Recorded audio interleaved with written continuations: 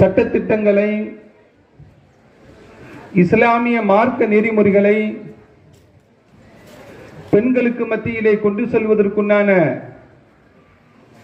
பெரும் முயற்சிகளை எடுத்து கிட்டத்தட்ட 25 ஆண்டுகளை நிறைவு செய்து இந்த மதரசாவின் மூலமாக தமிழகம் தழுவிய அளவில்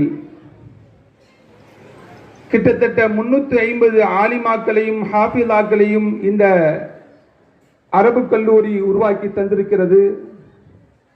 வல்லோன் அல்லாஹ் இந்த நிறுவனத்தை எந்த தொய்வும் இல்லாமல், எந்த சிரமங்களும் இல்லாமல் கியாமத் நாள் வரையும் இந்த மார்க்கம் காக்கப்படுவதற்காக வேண்டி அல்லாஹ் இந்த நிறுவனத்தை நிலைத்திருக்க செய்வானாக. அருமையானவர்களே,